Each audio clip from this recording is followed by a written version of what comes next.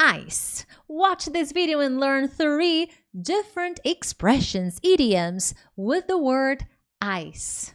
Coming up, if you don't know me very well, hi, I'm teacher Prix, and here on my channel I help pre-intermediate and intermediate students to go from stuck to speaking. So make sure to subscribe because every week there's something new, and expressions with the verb, with the word ice, and different words and different phrasal verbs and expressions. Well, vocabulary. That's my intention with this lesson, to help you improve your English speaking and your comprehension so that the next time you watch movies, you can understand. These are expressions that I get from movies and TV shows and sometimes podcasts that I listen to, because I know that in conversations, native speakers use different words and expressions. And one thing that I always talk to my students about at an intermediate level is that you need to focus on quality, because I could come here and show you 10 expressions with ice, 15 expressions with ice, but less is more. And as I always like to emphasize, you are on the journey to fluency. So right now you learn 3, then in a couple of weeks you can learn a few more, go back, review, then move forward. That's what the journey is. And one thing that I tell my students is, to learn a lesson, I must use it. If you truly want to memorize vocabulary, remember the words when it's time to speak, understand what native speakers are saying, you have to practice your vocabulary. And sometimes people ask me, okay, but how do I memorize? How do I remember everything? Well, that's an excellent question. To make that happen, you need to create examples, but not just any example. You need to connect the example with your life. That's how you improve your vocabulary and remember the words more easily.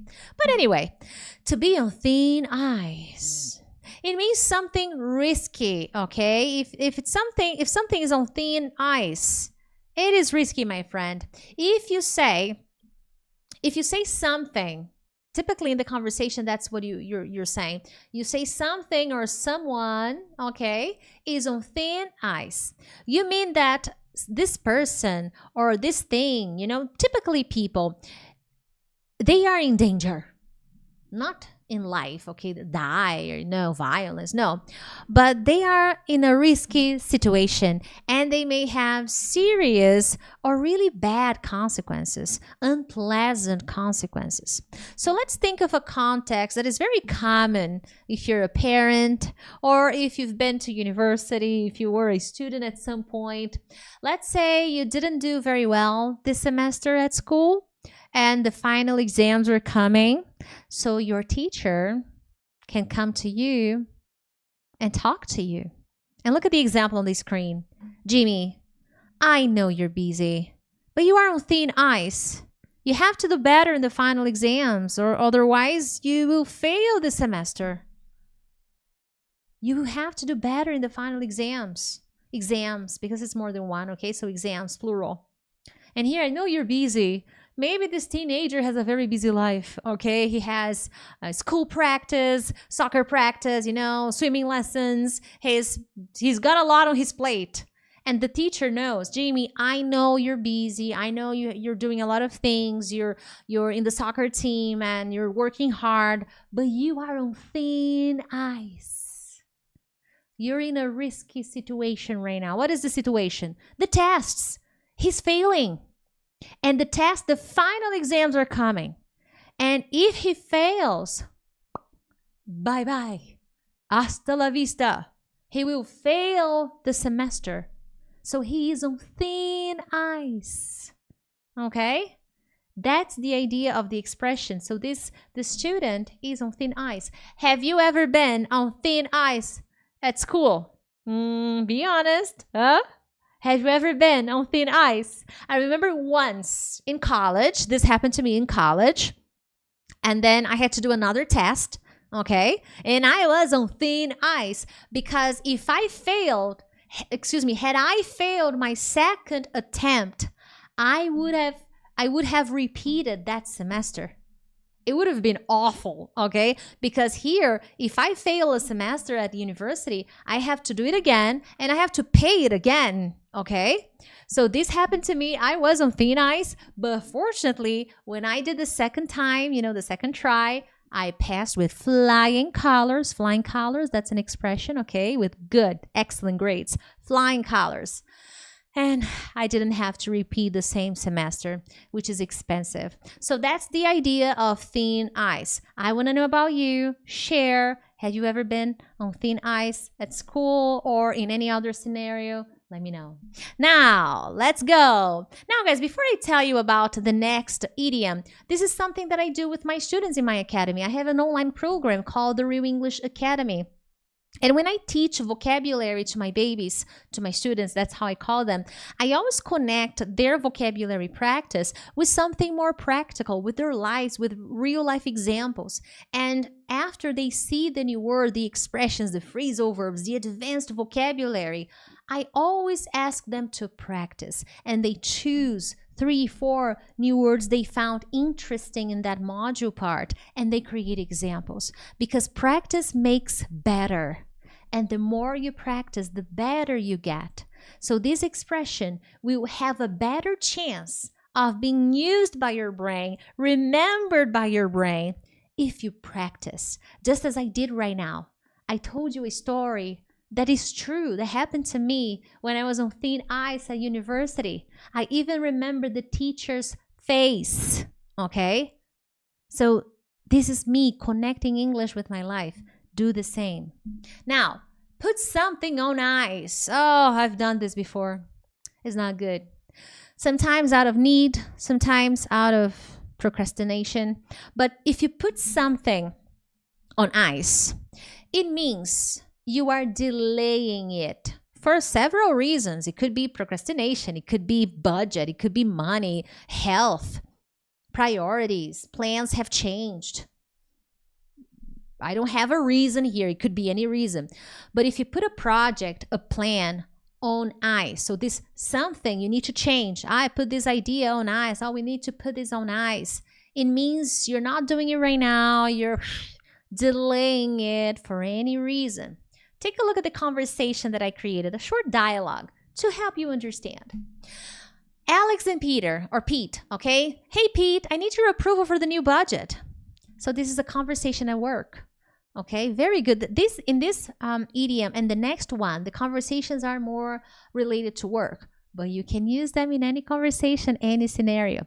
But look at Alex. Alex needs the approval for the new budget, more money for a project, so they need to review the budget. They need approval. Probably Pete is the manager. So Pete tells Alex, oh, okay, about that. Well, we had to put this budget on ice for now.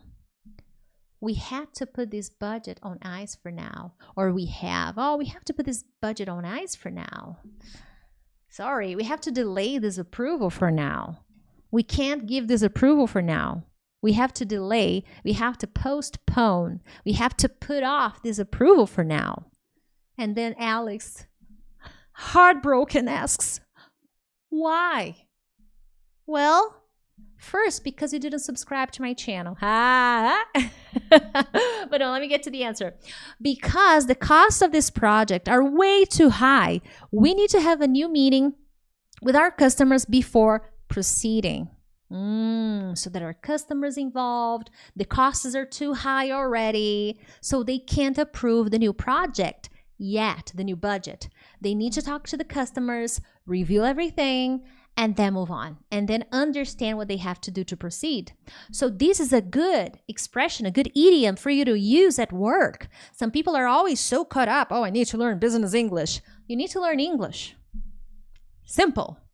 Because when you learn the right vocabulary, you can use your English anywhere, anytime. That's what I teach my students. That's what I'm trying to teach you guys. So make sure to understand that. So Alex wanted the approval for the project, the budget approval. Pete told him that, hey, this is on ice for now. I had to put this on ice because it's too expensive already. I need to talk to the customers before we proceed with this new budget. There you go. And guys, before I move on to the expression number 3, make sure to subscribe to my channel. That really helps. Or perhaps share this lesson with a friend. And if you're interested, I have my academy, but I also have my study plan cycle, which is a more objective plan to help students who study alone and don't know how to organize their plan. So this is very efficient, and for the next 21 days in this study plan, we're gonna make a complete reboot in the way you study so that you can actually improve, even if you study alone. Now, number 3, the tip of the iceberg. I like this one. You will typically need a verb to be, okay? Something is on the tip of the iceberg, or is the tip of the iceberg, or was the tip of the iceberg. Now, when you say something is the tip of the iceberg, it means that that thing is small. Okay, you can see it's small, but you can see. But this small thing, is part of a much bigger problem or thing. The word thing is incorrect. Okay, there's a spelling mistake. My goal was not to write thing. My goal was to write thing. Okay, let's see if I can fix this right away. Okay, so there are mistakes sometimes. Fluency is communication, not perfection. Okay, so I fixed it. So this problem is a small part that you can see, that you can notice, of a much bigger part. There's much more. You find this little problem, well, there's much more. Woo! Okay, so it can be related to a problem. Let's make that very clear. It could be a small part of a bigger problem, or it can be a small thing of a bigger thing, not necessarily a problem. Look at the example. Getting compliance's approval for this project is just the tip of the iceberg. So here's not necessarily a problem. It's a procedure. So it's a business conversation here. So, okay, we need to approve this project. All right. But getting compliance's approval, that's a department. Getting compliance's approval is only the tip, the small part of a much bigger part. So it's not always connected to problems. So this approval is a small part of a much bigger part that we need to get done. Okay, so look. Don't forget legal and finance need to be involved, not to mention the operations department that will need specialized training. So look, there are many more things involved. Operations need to be trained, specialized training. We need to talk to legal. We need to talk to finance. Then finally, the CEO needs to take a look at this because it's a huge change. It's a huge project. So compliance, my friend, is just the tip of the iceberg. Once compliance gives the okay, we have a lot to cover, okay? So that's the idea. It's not necessarily a problem, a small part of a big problem, but it's a small part of something bigger that you will need to deal with. And in this case, let's think of a process in a company, a project, or a process flow that you're developing. Compliance is one part of a much bigger part that needs to be done for the process, for the project to move forward. I hope you enjoyed this video. Get my study plan cycle. Keep studying here on my channel. I have amazing lessons that will help you on your journey to fluency. Thank you, and I'll see you in the next one. Bye.